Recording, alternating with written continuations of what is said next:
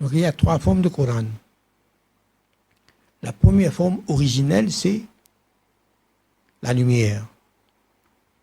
La parole d'Allah, c'est une sifat d'Allah. C'est un attribut d'Allah. Allah, il n'a pas besoin de lettres, il n'a pas besoin de sons pour communiquer ce qu'il désire. Parce qu'il nous a conçus d'une certaine façon pour recevoir ce qu'il veut de nous. Et il a, dans la création, il y a tous les ingrédients pour transcrire, pour décoder ce que Allah désire de nous. Il ne manque rien dans nous. Il y a tout ce qu'il faut. Quand Allah veut communiquer quelque chose, on ressent. Il nous a conçus pour ressentir ce qu'il veut qu'on ressente. Et l'univers, pareil. Il y a tout ce qu'il faut dans l'univers pour manifester le désir d'Allah. Et Allah, subhanallah, il se contemple à travers ses œuvres. Et nous sommes la meilleure des œuvres. Ashraful makhlouqat. Quand on est aspiré par le désir d'Allah, il faut s'engager. Ça, c'est très important. S'engager sur la voie qui mène à la proximité d'Allah, proximité de Rasulullah sallallahu alayhi wa sallam, proximité des serviteurs véridiques d'Allah. Donc, comment obtenir la proximité, l'amour d'Allah? C'est à travers la purification, la tazkiya. Comment Allah nous enseigne: j'ai envoyé parmi vous une lumière. Une lumière, c'est-à-dire Rasulullah sallallahu alayhi wa sallam. Parmi vous, parmi les Arabes, j'ai envoyé quelqu'un parmi vous pour vous réciter les versets, pour vous expliquer les paraboles qu'il y a dans mes paroles, les images, les métaphores, les exemples. J'ai envoyé parmi vous une lumière pour vous expliquer tous les signes que j'ai envoyés, afin que par cette lumière que j'ai envoyée, cette lumière va vous faire voir le haqq, va vous faire goûter le haqq. Et à travers cet enseignement, votre purification sera faite. Wayuzakkihim, une lumière qui les enseigne les versets et qui les purifie les croyants.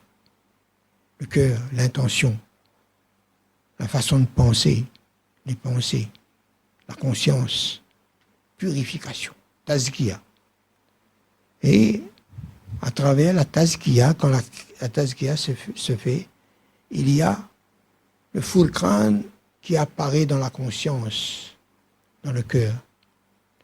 Le fulcran, c'est une lumière qu'on obtient quand le haqq a touché et a pénétré le cœur.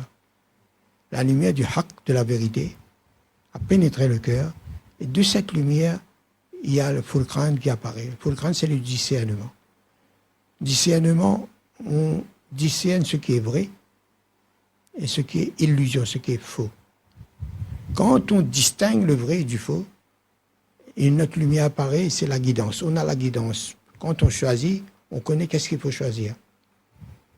Donc quand on choisit ce qui est vrai, même si l'illusion, le faux, nous attire, nous tente, donc on agit avec fidélité à ce que l'on croit, ce qu'on a vu, ce qu'on est conscient, on connaît le vrai. Et on choisit le vrai. Là, c'est la taqwa. On est fidèle à ce que l'on croit. On applique la taqwa. Ça, c'est la taqwa. Peur de désobéir à Allah. On fait l'effort pour obéir. Ça, c'est la taqwa. Et quand on agit avec la piété, la taqwa, Allah nous donne une lumière. Hidayat encore. Hudal lil muttaqin. Et à force de cultiver la taqwa, faire l'effort, Allah il va nous élever en makram. Notre état d'ihsan va augmenter.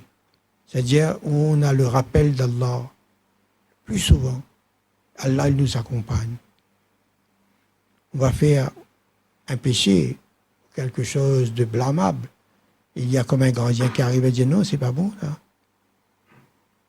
Tu t'es engagé dans la voie vers Allah. Ne fais pas ça. Tu vas reculer. Tu écoutes ta bonne conscience. Tu agis encore avec ta croix. Et tu vas dire, mais c'est Allah qui m'a assisté. Donc, même si tu as obéi, ce n'est pas pour toi. C'est Allah qui nous donne le tawfiq d'être dans son obéissance. Et on doit faire 2 rakats de shukar pour ce bienfait d'Allah, la faveur d'Allah. La in shakartum, la azidannakum. Quand vous vous montrez reconnaissant envers mes faveurs, alors je vais augmenter ces faveurs. Mais la in kafartum, inna azabi la shadid. Si tu te montres infidèle envers toutes mes faveurs que je t'accorde, alors ma punition, mon châtiment sera dur. Allah nous protège tous. Donne le tawfiq de faire le bon choix. Alhamdulillah.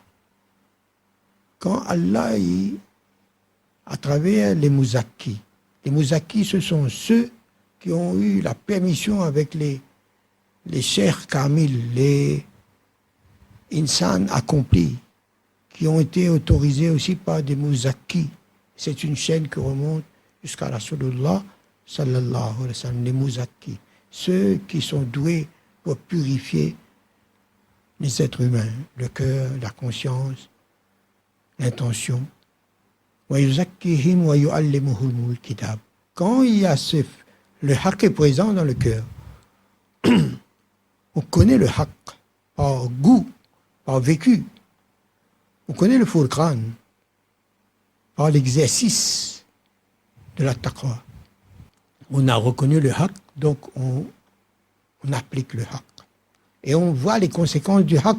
Comme on a contemplé les beautés d'Allah en nous, les nouvelles beautés qu'on a contemplées, automatiquement on doit revêtir notre mode de vie par ce qu'on a vu de beauté, par les habits nouveaux. La beauté. Vêtir notre comportement, notre mode de vie avec la beauté d'Allah. Ça, c'est le principe de la sunna. Parce que c'est le Coran ambulant, Rasulullah sallallahu alayhi wa sallam. Ce mode de vie, c'est le Coran en application. Sahaba aussi, pareil. Mais chacun selon le carat de son cristal, de son qalb, la pureté de son cœur. Quand c'est purifié, alors c'est là. Ensuite, c'est Muzakki, c'est serviteurs accomplis. Il nous enseigne à faire la lecture de la lumière. La lecture, kitab, nous enseigne le livre, kitab. Coran, son nom, cette lumière, c'est kitab, qui est entré dans le cœur de Rasulullah sallallahu alayhi wa sallam. C'est pour ça Jibril a dit maintenant le kitab est entré. Ikra, lis maintenant. Allah dit, c'est moi qui enseigne le livre. Ar-Rahman, allama al-Qur'an. Khalaq al-insan, allamahul bayan. C'est cette lumière qui a pénétré le cœur, qui éclaire ensuite, à un moment donné, va éclairer tous les organes et facultés humaines, jusqu'à ce que le roux même éclaire. Quand le roux éclaire, c'est ça l'astre qui éclaire. Dans toutes les directions, il y a sa lumière, avec l'intensité relative qu'il y a de son qalb, de son cœur. Celui qui vient à côté de cette lumière, il reçoit cette lumière. Allah nous accepte tous parmi ces siddiq, Inch'Allah. Allah est grand, il ne faut pas avoir peur, regarder nos péchés. Le rahmat d'Allah est plus grand que nos péchés. C'est rien pour Allah. Mais quand on se reconnaît coupable devant Allah, c'est déjà bien, mais exprimer notre culpabilité, regretter notre culpabilité, notre désobéissance, notre impatience, notre ingratitude exprimée à travers le tawbah, de faire l'intention de faire revivre les sunnahs de Rasulullah sallallahu alayhi wa sallam dans la salat, dans notre vie quotidienne. Ne pas se laisser influencer par la conscience d'autrui, des autres. Comment? Faites l'intention d'abord, nous tous. Il y a des sunnahs que nous avons déjà. Il y a d'autres sunnahs qu'on ne met pas en pratique. Dans la salat, il y a à peu près 51 sunnahs. Tous les 4 écoles. De quelle école que qu'on soit, mais on va faire revivre, d'après les hadiths sahih, on fait revivre les sunnahs de Rasulullah sallallahu alayhi wa sallam. Ceux qui retournent vers le Coran et ma sunnah, ils auront leur dîn protégé. Et l'autre, quand Allah, il nous envoie des mouzakis pour faire notre tazkiya et pour nous enseigner le livre intérieur, c'est cette lumière quand on reçoit, maintenant, c'est ça le livre. Et quand on s'habitue avec ce livre, avec cette lumière qui est en nous, quand cette lumière se manifeste, on est sensible à cette fréquence. Subhanallah. Nous-mêmes, des fois, quand on parle, nous sommes en train de parler là. Si on choisit un thème, mais ce thème a des principes dans sa réalité. Quand on a haqq avec nous, c'est parce qu'on a lu dans les textes qui vient dans la conscience. Parce que Allah, il protège ces personnes-là. Il parle bil haqqi, par haqq, qui est la lumière d'Allah, qui est le din véritable. Quand on parle, on prend un thème, on commence à faire un bayan, un discours sur ce thème. On va dire, par exemple, on va dire les principes de tel sujet. Mais pendant que nous sommes en train de faire le discours de ce thème, on a pensé de dire tel mot, tel terme. Mais avant de dire ce terme, arrive le tour de mettre ce terme dans la phrase. Mais juste avant de mettre ce terme, ce mot dans la phrase, il y a une idée qui apparaît et qui est imposante. On est obligé de prendre cette nouvelle idée pour mettre dans... Et il y a la contemplation.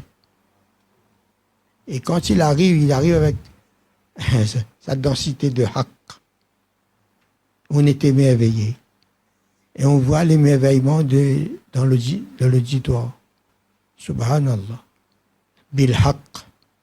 C'est quand on est guidé par le haqq. Nous savons que nous disons des choses qui ne viennent pas de nous. C'est-à-dire cette lumière. Quand on fait la lecture, décryptage de la lumière, décodage, c'est Ar-Rahman qui nous assiste à décoder, c'est-à-dire à faire la lecture et à transmettre par la langue. Mauricien, malgache, comore, arabe. Wa yu'allimuhumul kitab, ensuite, wal hikmah. La sagesse. Subhanallah. La sagesse, il faut comprendre, la sagesse, c'est la connaissance. Pas l'état d'ihsan parfait. Celui qui a l'état d'ihsan, la perfection de ihsan, c'est aynama tawallu fathamma wajhullah. Là où tu diriges ton attention, que ce soit à l'intérieur ou à l'extérieur, est la face d'Allah. Aynama tawallu, là où tu te tournes est la face d'Allah. Là où tu diriges tes pensées ou ton attention ou ta volonté est la face d'Allah. La sagesse, c'est Allah, il nous fait prendre connaissance de ses noms, de la qualité de ses noms, des réalités, la réalité de ses noms, les réalités, les principes de ses sifat. Un exemple, c'est quand Hazrat Sulaiman, alayhi salatu wassalam, il y avait un jugement à faire entre deux dames qui revendiquaient la maternité d'un bébé. C'est mon bébé, l'une disait, et l'autre dame aussi disait, l'autre dame. Dit non, c'est le mien, c'est mon bébé. Il n'y a pas de preuve évidente. Alors Hazrat Sulaiman, alayhi salam, il dit bon ben, va trancher l'affaire. Il emmène mon glaive, mon sabre, mon épée. On va donner la moitié du bébé à chaque personne, à chaque dame. Mais Sulaiman, alayhi salam, sa parole, il doit exécuter sa parole. Il emmène le sabre, au moment où il emmène l'enfant. Il y a une des deux femmes qui dit non, donne à cette dame l'enfant. À Sulaiman, alayhi salam, il a dit c'est toi la vraie mère. Et quand Haq sort, Batil disparaît. Donc la dame n'a plus revendiqué que c'était son enfant. Et la vraie mère dit vaut mieux que l'enfant reste en vie, elle pourra quand même voir son bébé. Mais Sulaiman, alayhi salatu wassalam, Allah lui a inspiré la sagesse. Il a donné la sagesse. Et il sait servir les sifat d'Allah. Dans son comportement, dans son action est habillée avec les sifat d'Allah. Il a montré le jalal d'Allah pour faire ressortir la rahmaniya. Et la rahmaniya surpasse le jalal, la colère. Donc la sagesse, c'est comme un médecin qui, si tu es malade, tu vas voir le médecin, a dit ben il faut trancher là, il faut couper là, pour enlever un mauvais germe là-dedans. Il faut couper. Ben là, qu'est-ce qu'on veut? On est obligé d'accepter, même si on dit ben docteur, ou pour endormir sa place là. Il y a à peine à l'étang là, que vous pouvez couper, mais quand on finit de tirer, quand on finit de faire l'opération, on est en bonne santé, on est bien. Donc la hikmah, c'est une grande connaissance. Quand on sait se servir des sifat d'Allah dans nos actions. Allah nous accorde tous ses faveurs. Alhamdulillah, c'est un aperçu bien condensé, mais à force d'entendre, ça va rester toute la vie, Inch'Allah. Et c'est de la lumière, ça. Ces connaissances sont de la lumière. Et la lumière, c'est comme des semences. Ça pénètre notre conscience, ça reste dans notre conscience. Des fois, de notre conscience, ça pénètre le cœur, le sol fertile. Et après, c'est comme un arbre. Cette bonne parole, cette semence, va germer, va donner comme un arbre béni. Va se développer jusqu'à produire des fruits, Inch'Allah. Parce que ce sont des fruits qu'on a goûtés. On se rappelle, quand on a entendu ces paroles-là, quel effet ça fait sur nous et dans nous. Quand on écoute les discours de la lumière, subhanallah, on se sent transporté. Maintenant, même si on n'a pas compris ce qu'on a entendu comme il faut, mais on a goûté, on a consommé, c'est entré. Et quand on sort de cette séance, on est plus ou moins mastan, divana. On a oublié tous nos problèmes, travail, finances, familiales, tout. Et quand cette séance est finie, quelques temps après, tout ça revient là. Mais dans notre vie quotidienne, combien de fois l'enseignement vient nous frapper la porte? Quand on partage ça avec les proches, et c'est ce langage qui est en activité. Subhanallah. Alhamdulillah. C'est un bonheur. Ça, c'est une preuve que malgré nous, Allah ne nous prive pas. Et il nous fait partager avec l'autre ce qu'on a vécu, ce qu'on a ressenti. Subhanallah. Ça, c'est une preuve d'amour entre nous. Ce qu'on a dit, mais moi j'ai ressenti comme ça, mais moi comme ça. J'avais plein de questions dans ma conscience, mais après cette séance, quand on a écouté ces leçons, ce ta'alim, j'ai reçu toutes les réponses que j'attendais, sans même poser de questions. Subhanallah, en vivant ces phénomènes, subhanallah, ça augmente notre désir de s'approcher d'Allah. Alhamdulillah. Ça, en même temps, c'était pour donner un aperçu à notre frère Siddiq. Alhamdulillah. C'est la muhabba qui est la voie. Le din, c'est la muhabba. Et quand la muhabba augmente entre nous, subhanallah, c'est une grande faveur d'Allah pour la Ummah de Rasulullah sallallahu alayhi wa sallam dans l'univers. Parce que pour moi, la Ummah, ce n'est pas seulement les êtres humains et les djinns, c'est l'univers. Rahmatul lil alamin. Le respect, le droit de la création dont nous sommes responsables, nous, soi-disant dépositaires, héritiers de Rasulullah sallallahu alayhi wa sallam.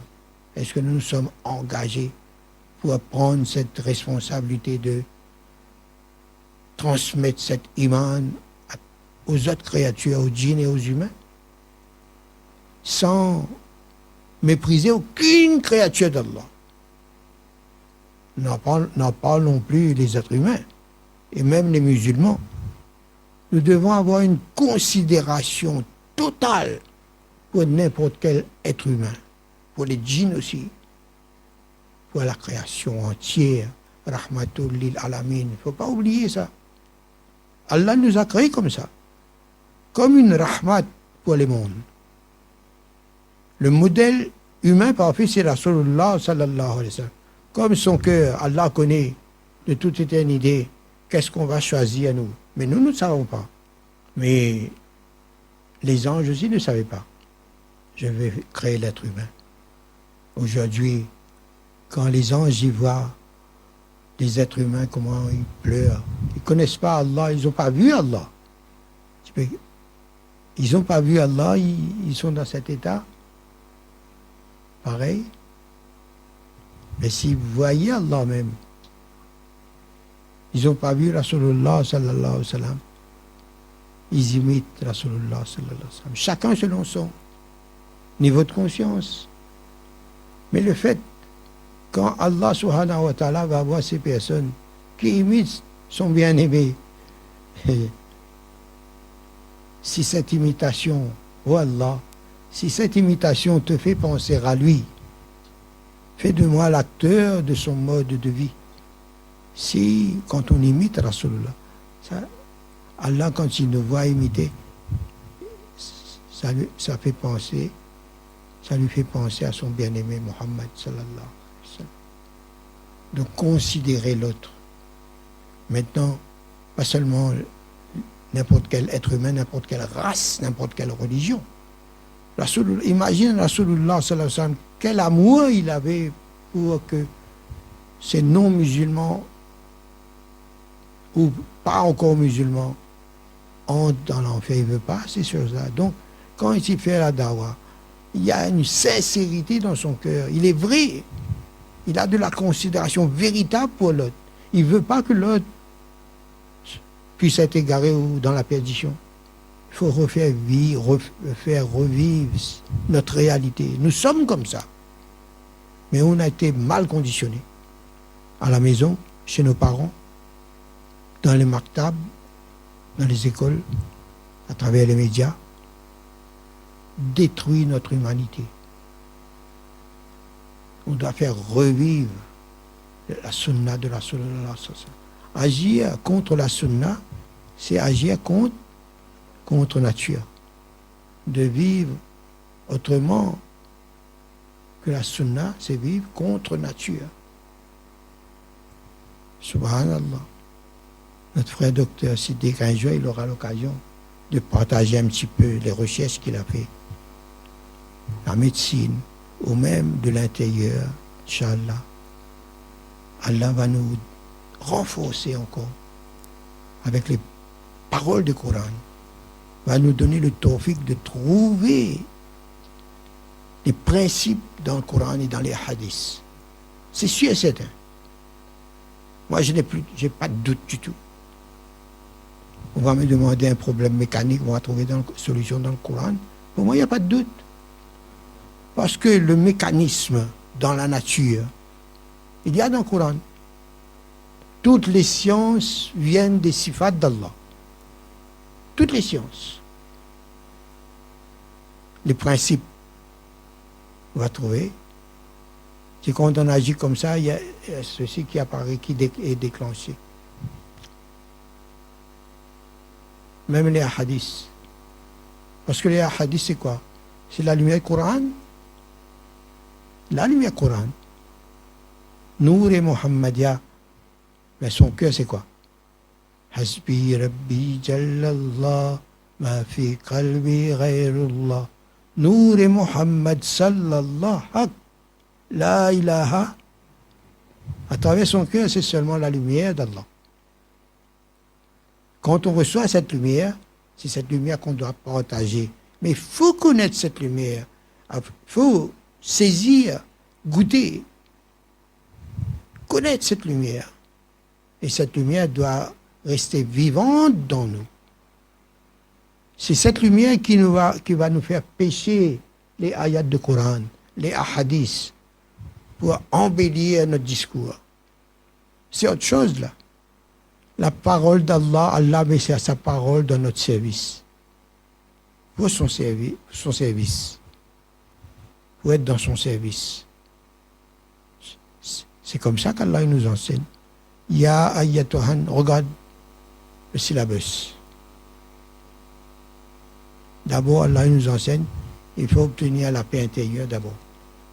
Donc pour ça, il faut aller voir les Mouzaki, les cheikhs Kamil, pas seulement qui ont le titre de khalifa, ils ont la permission d'un cheikh, mais il y a beaucoup qui ne sont pas Kamil, ils sont des awliya Allah, mais ils n'ont pas la capacité, le potentiel de faire les autres devenir des awliya Allah. Ce sont les cheikhs Kamil qui ont cette lumière débordante chez eux, ils ont la connaissance de la lumière. Par la marifat et ilahi, ils ont la connaissance des haqaïq, des réalités divines. Et ceux-là, ils sont les guides avancés. Et eux, ils peuvent ouvrir une usine, une khanqa, pour fabriquer, pour former des awliya Allah. Allah accepte notre travail pour que tous les gens qui est attachés à ce réseau spirituel qu'Allah mentionne dans le Coran. Wa mimman khalaqna ummatun yahduna bil haqqi wa bihi ya'dilun. Parmi ce que nous avons créé, il y a une communauté, une umma, qui sont bien guidés, qui guident les autres, bien sûr. Bil haqqi, par haqq, par cette lumière de haqq. Ils sont bien guidés par le haqq. Wa bihi, et par le haqq. Ya'dilun. La justice est exercée en eux et autour d'eux. C'est la baraka de la présence de ce haqq en eux. Il y a un hadith qui dit dans ce sens, quand un wali d'Allah traverse un village, tous les habitants de ce village profitent de la lumière de ce wali Allah. Mais la lumière de ce wali, c'est la lumière d'Allah. Kunu ma'as sadiqin, parole d'Allah. Ya ayyuhalladhina amanu, ittaqullah wa kunu ma'as sadiqin. Oh, vous qui êtes fidèles à ce que vous croyez. Il y a ceux qui croient, mais qui ne sont pas fidèles à leur croyance. Nous-mêmes, combien de fois? Oh, vous qui croyez, qui êtes fidèles, soyez fidèles. Quand vous allez rencontrer mes serviteurs qui constituent le Sirat al-Mustaqim, qui ont cette lumière, ce Sirat al-Mustaqim en eux, c'est leur mode de vie. le sirat al-mustaqim.